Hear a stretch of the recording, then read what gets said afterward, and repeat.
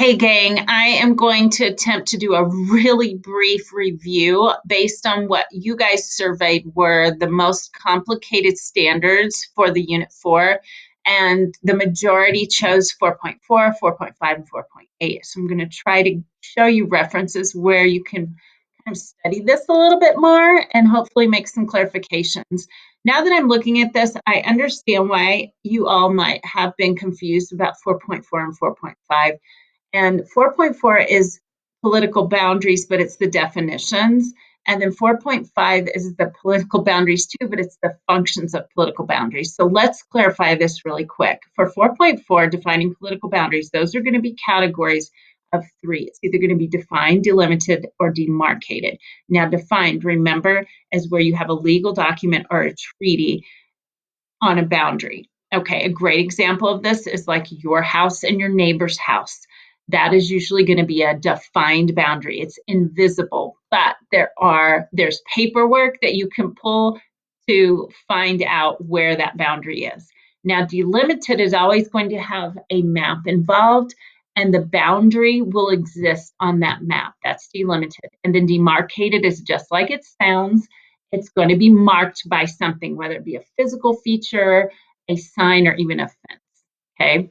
Now let's look at 4.5 standard. This is different from definitions of political boundaries because this is functions of political boundaries.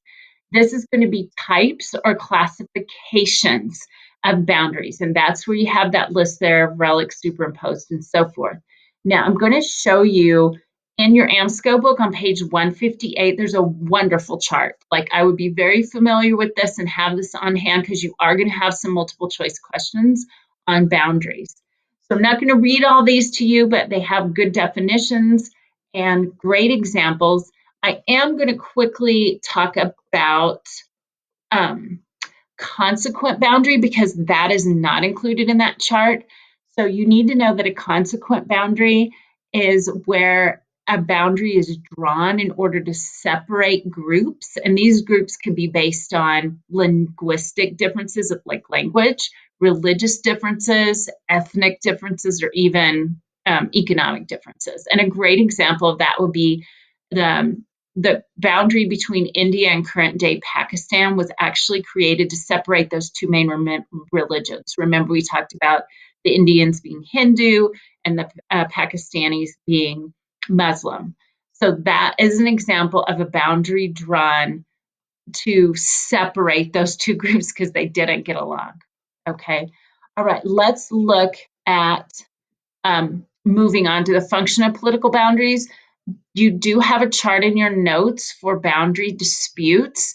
We went over these in class in your workbook. They're definitional, locational, operational, and allocational. So these are specifically disputes over boundaries, okay?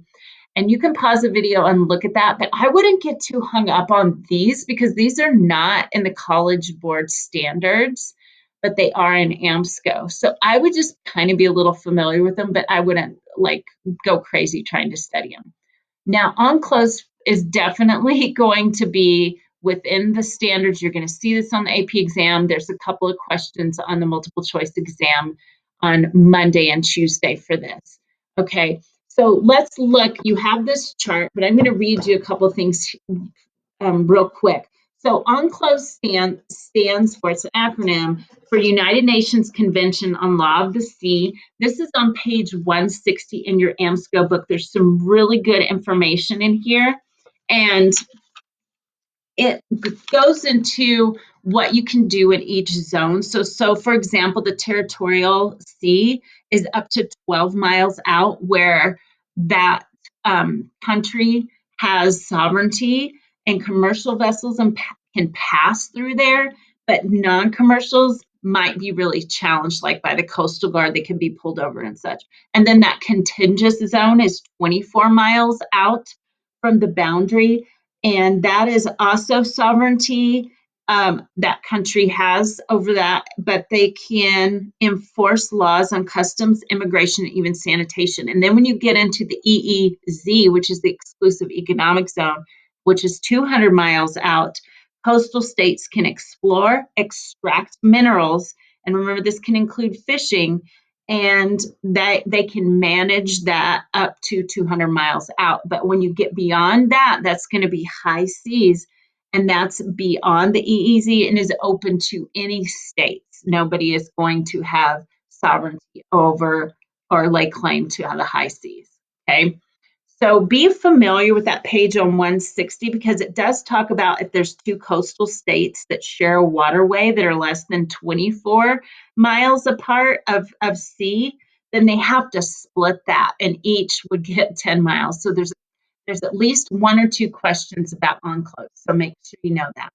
All right, let's look at the last standard here, 4.8. I also understand devolution is a very complicated concept. So make sure you understand what devolution is. It's the transfer of power from a central government to subnational governments, and that could be on a local scale or a regional scale where that power is divided.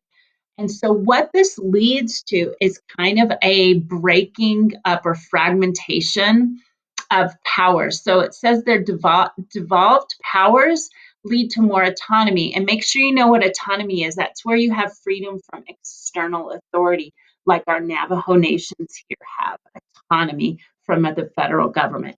And what those devolved powers lead to is regions wanting independence, and then that causes them to break away from a state. Okay, so make sure you know that's kind of a cause and effect chain reaction there. Okay, some quick examples of the breaking of a state. Over and over and over, we talked about Yugoslavia and the Balkans, also former USSR, which was old Russia and broke apart, and then some places that are demanding autonomy from, like, for example, UK, Scotland, Wales, Ireland, and Northern Ireland. They want to be able to have their own sovereignty. And gosh, guys, we've talked about Spain and the Basque and the Catalonians multiple times. So hopefully that helps a little bit. But I also wanted to go into, after defining devolution, make sure you understand that devolution, there's factors that can lead to devolution, and those are these that are listed in your notes. So all of these things that I've bulleted are things you've taken on, concepts you've taken notes on. They're all outlined in AMSCO on page 178 and 180. So if you're really struggling with devolutionary factors, then just quickly glance over those and have some concepts highlighted for that for your test. Okay. Now, guys, that's all I've got. Please feel free to text me if you need anything else or are confused about something. I'm happy to help. Otherwise, look for a remind text from me about details on your test come Monday. All right, guys, enjoy the rest of your weekend.